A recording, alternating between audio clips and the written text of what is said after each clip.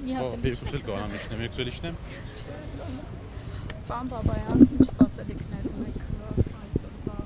դատին։ Մի քիչ որ երկար պատասխանեմ կլինի։ Երկար պատասխանեք, նաև հաշվի առնելով ձեր գրառումները։ Տեսեք, մենք ունենք մի իրավիճակ, որ հանրային քրեական հետապնդում հարուցող դատախազը իր որոշման մեջ նկարագրել է մի գործողություն, որ իբր Արշակ Սրբազանը կատարել է այդ գործողությունը, որը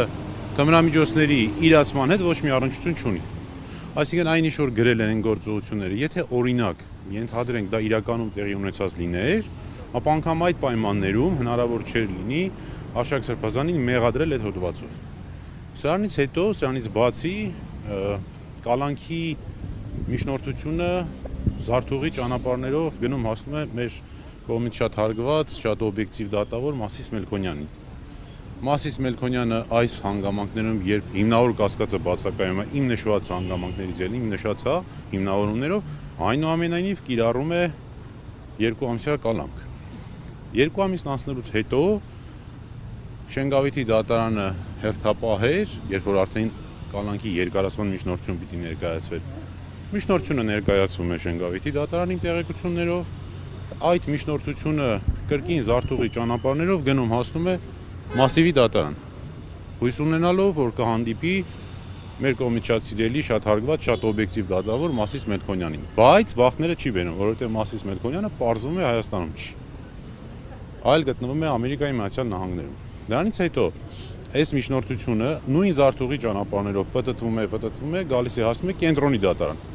Կրկին մեր կողմից շատ ավելի սիրելի, շատ ավելի հարգված մեկ այլ դատավոր, կարող եք ասել, Կարեն Ֆարխոյանին։ Եվ մենք հավատում ենք, որ Կարեն Ֆարխոյանը կիրականացնի արդարադատություն եւ Արշակ Սրբազանն ազատ կարձակվի։ Պարոն Բաբայան, մակագրում Հավատացիք, չէ՞։ ձեռքով է եղել Ֆարխոյանին։ Այո, ձեռքով է։ Երեք հատուկ ընտրել են, հա։ Եթե չեմ սխալվում 21 թվականին կամ 20 թվականին, եթե չեմ սխալվում, այս իշխանությունը փոփոխություն մտցրեց դատական օրենսգրքում, մասնավորապես որ կալանքների միջնորդությունների քննող դատավորներին նշանակվի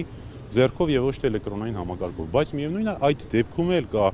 առանձին կարգավորում, որ նման դեպքում ընդհանրապես պիտի այբենական կարգով ընտրվի եւ ոչ թե կամայական ու մուզի, բայց մտավախություն ունեն, որ եթե իրենց սրտի դատավորները չլինեն, այլ որոշումներ կլինեն դրա համար։ Ես վստահ եմ դրանում։ Ես վստահ եմ, դուք կարող եք հիշել որևէ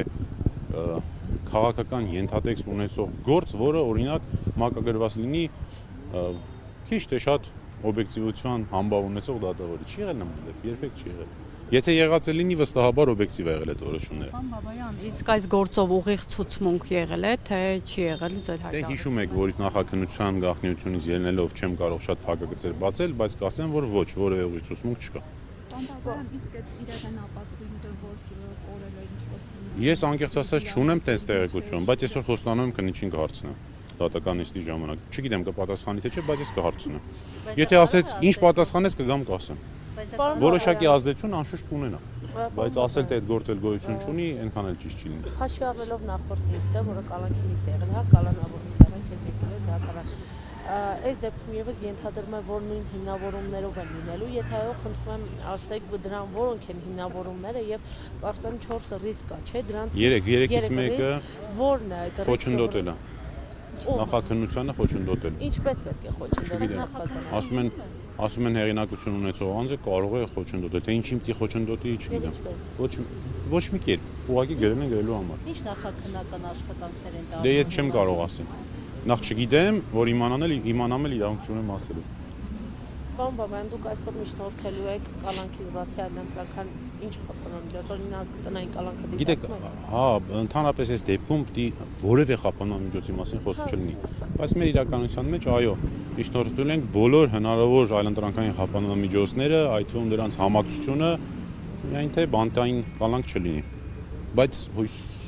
ունենք շատ մեծ, որ հավատում եք, չէ՞ էլի։ Բան էլ չի փոխվելու, նույնն ալնելու ինչ որ եղել է, որովհետև պատմեցի ինչի էլի։ Այսօր եմի հարգելի հետևորդներ, դատարանի